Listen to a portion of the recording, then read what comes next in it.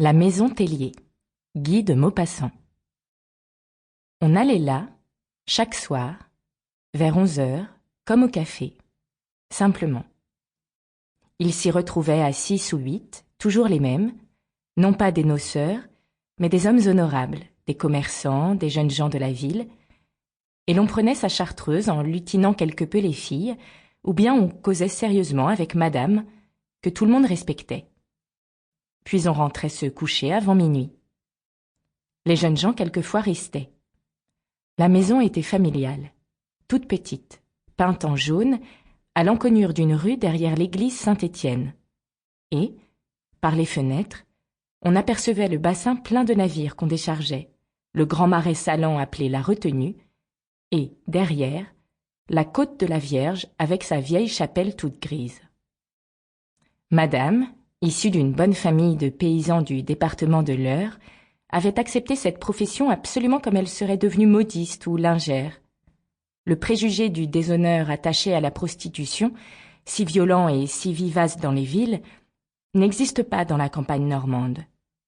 Le paysan dit « c'est un bon métier » et il envoie son enfant tenir un harem de filles comme il l'enverrait diriger un pensionnat de demoiselles.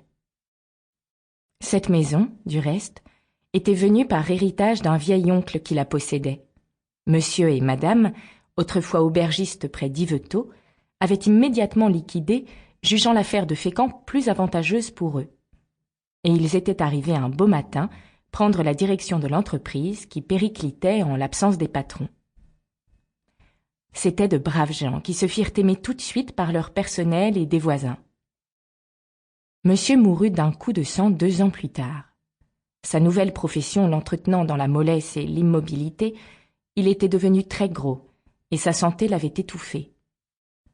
Madame, depuis son veuvage, était vainement désirée par tous les habitués de l'établissement, mais on la disait absolument sage, et les pensionnaires elles-mêmes n'étaient parvenues à rien découvrir.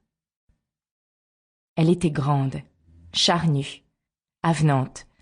Son teint, pâli dans l'obscurité de ce logis toujours clos, luisait comme sous un vernis gras. Une mince garniture de cheveux follets, faux et frisés, entourait son front et lui donnait un aspect juvénile qui jurait avec la maturité de ses formes. Invariablement gaie et la figure ouverte, elle plaisantait volontiers, avec une nuance de retenue que ses occupations nouvelles n'avaient pas encore pu lui faire perdre. Les gros mots la choquaient toujours un peu, et quand un garçon mal élevé appelait de son nom propre l'établissement qu'elle dirigeait, elle se fâchait, révoltée. Sample complete. Ready to continue?